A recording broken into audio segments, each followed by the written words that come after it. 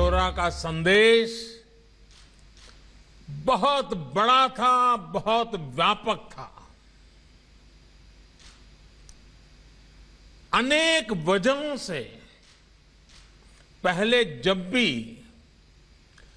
चौरी चौरा की बात हुई, उसे एक मामूली आगजनी के संदर्भ में ही देखा गया। लेकिन आगजनी किन परिस्थितियों में हुई, क्या वजह थी, ये भी उतनी ही महत्वपूर्ण है। आग थाने में नहीं लगी थी, आग जन जन के दिलों में प्रज्वलित हो चुकी थी। चौरी चौरा के ऐतिहासिक संग्राम को आज देश के इतिहास में जो स्थान दिया जा रहा है, उससे जो जुड़ा हुआ प्रयास हो रहा है, वो प्रशंसनीय है। मैं योगी जी, उनकी पूरी टीम को इस काम के लिए बधाई देता हूं। आज चौरी चौरा की शताब्दी पर एक डाक टिकट भी जारी किया गया है। आज से शुरू हो रहे ये कार्यक्रम पूरे साल आयोजित किए जाएंगे। इस दौरान चौरी चौरा के साथ ही हर गांव, हर क्षेत्र के वीर बलिदानियों को भी याद किया जाएगा।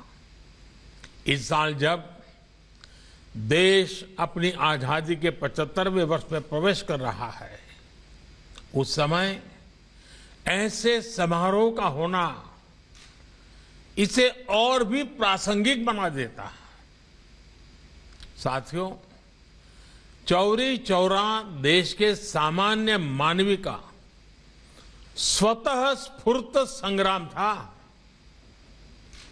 ये दुर्भाग्य है कि चौरी चौरा के शहीदों के जितनी चर्चा होनी थी, बहुत अधिक चर्चा नहीं हो पाई। इस संग्राम के शहीदों को, क्रांतिकारियों को इतिहास के पन्नों में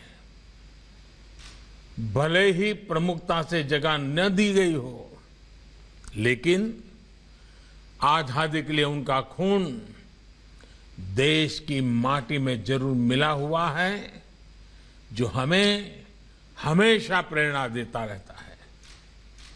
अलग अलग गांव, अलग अलग आयु, अलग अलग सामाजिक पृष्ठभूमि, लेकिन एक साथ मिलकर वो सब मां भारती की वीर संतान थे। आजादी के आंदोलन में संभवतः ऐसे कम ही वाक्य होंगे, ऐसी कम ही घटनाएं होगी जिसमें किसी एक घटना पर 19 स्वतंत्रता सेनानियों को फांसी के फंदे पे लटका दिया गया हो।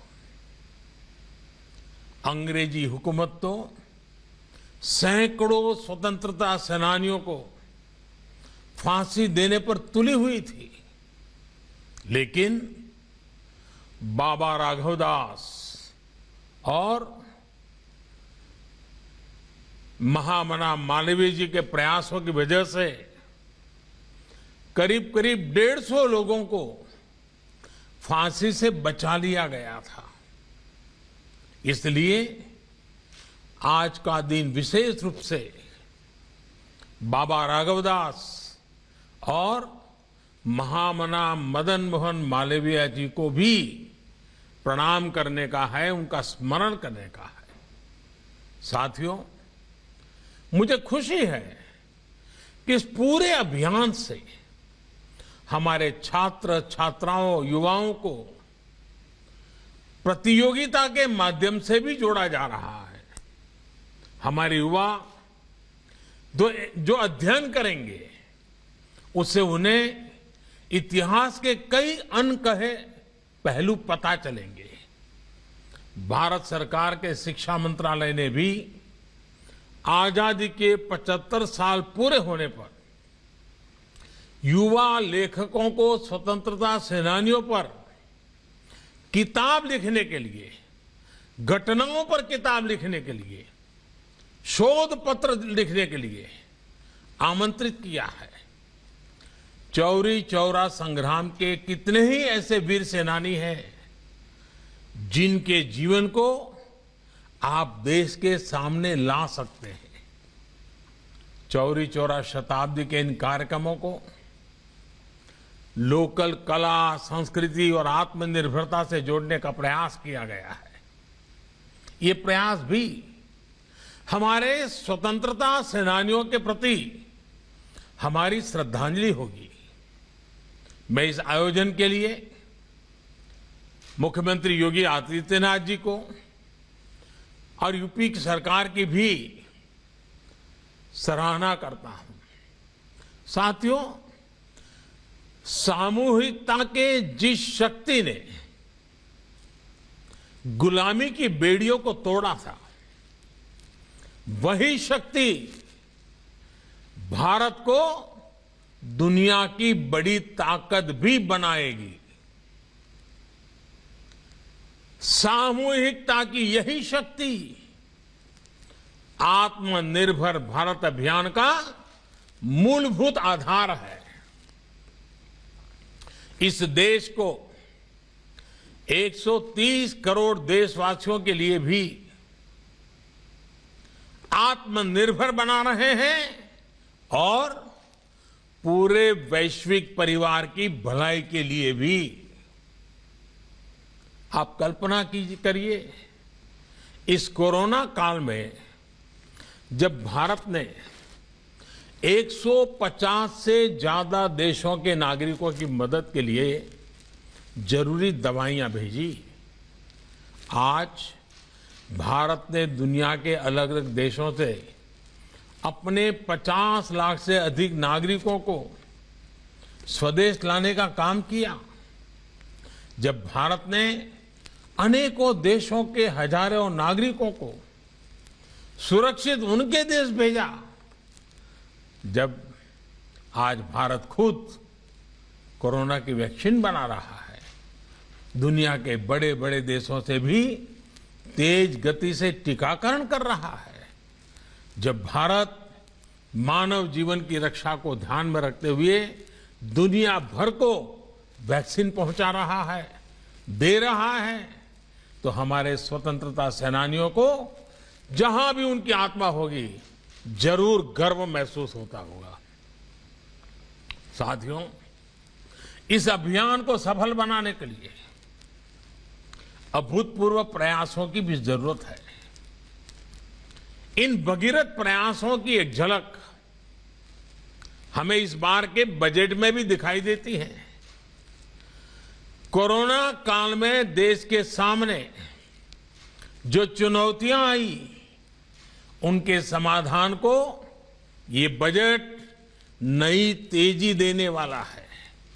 साथियों, बजट के पहले कई दिग्गज ये कह रहे थे कि देश ने इतने बड़े संकट का सामना किया है, इसलिए सरकार को टैक्स बढ़ाना ही पड़ेगा, देश के आम नागरिक पर बोझ डालना ही होगा, नए नए कर जो लगाने ही पड़ेंगे। लेकिन इस बजट में देशवासियों पर कोई बोझ नहीं बढ़ाया गया, बल्कि देश को तेजी से आगे बढ़ाने के लिए सरकार ने ज्यादा से ज्यादा खर्च करने का फैसला लिया है। ये खर्च देश में चौड़ी सड़कें बनाने के लिए होगा, ये खर्च आपके गांव को शहरों से, बाजार से, मंडियों से जोड़ने के लिए होगा। इस खर्च में पुल बनेंगे, रेल की पटरियां बिछेंगी, नई रेल चलेगी, नई बसें भी चलाई जाएगी, शिक्षा, पढ़ाई लिखाई की व्यवस्था अच्छी हो, हमारे युवाओं को ज्यादा अच्छे अवसर मिले, उसके लिए भी बजट में अनेक फैसले लिए गए हैं। और साथियों, इन सब कामों के लिए काम करने वालों की भी तो जरूरत पड़ेगी। जब सरकार निर्माण पर ज्यादा खर्च करेगी तो देश के लाखों नौजवानों को रोजगार भी मिलेगा, आमदनी के नए रास्ते खुलेंगे। साथियों, दशकों से हमारे देश में बजट का मतलब बस इतना ही हो गया था कि किसके नाम पर क्या घोषणा कर दी गई। बजट को वोट बैंक के हिसाब किताब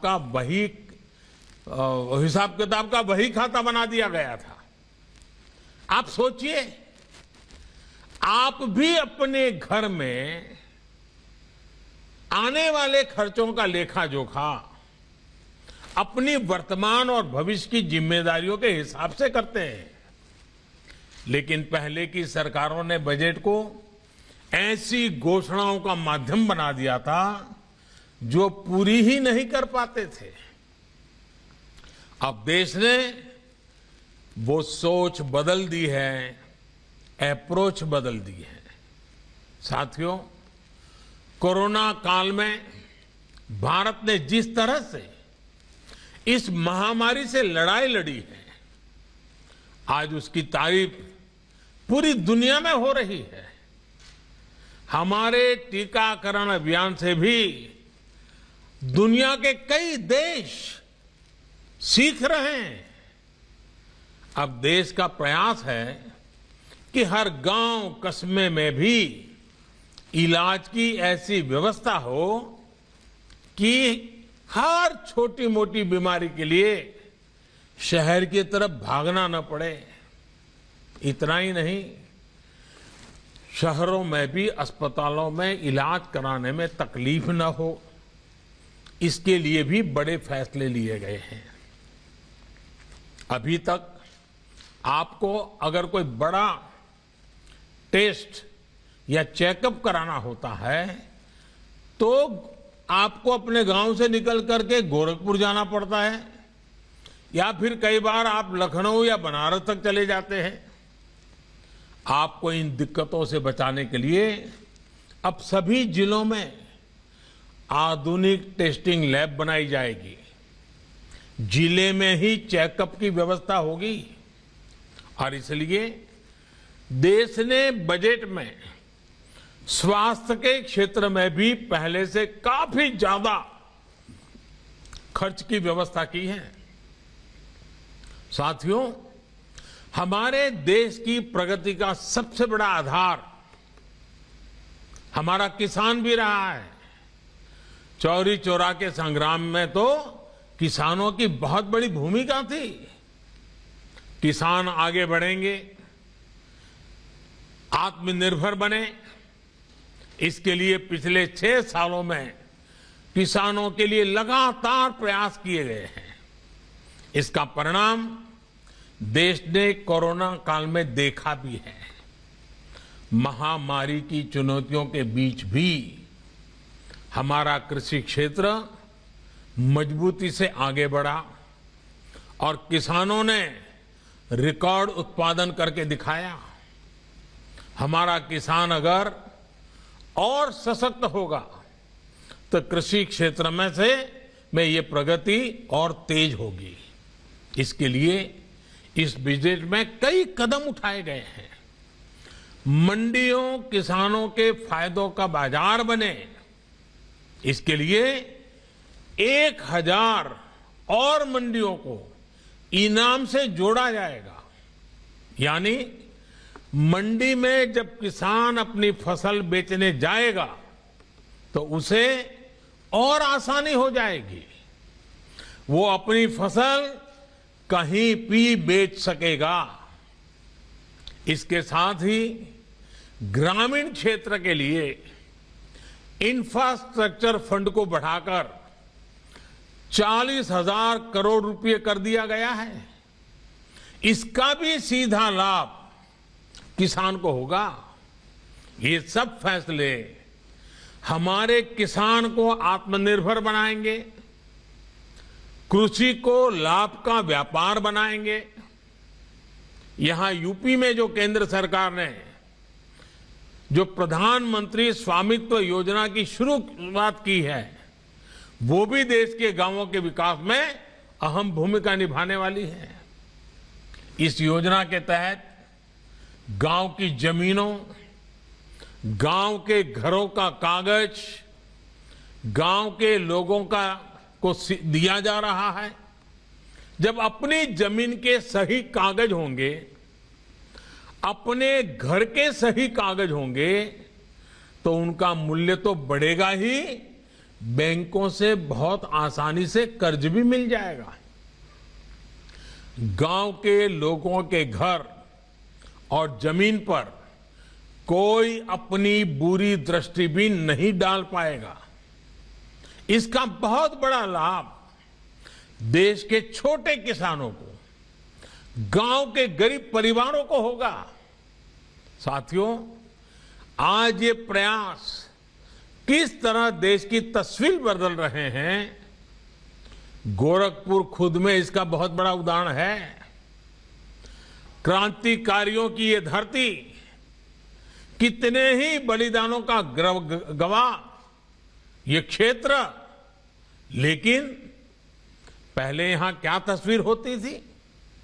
यहां कारखाने बंद हो रहे थे, सड़कें खस्ता हाल थी, अस्पताल खुद में बीमार हो गए थे।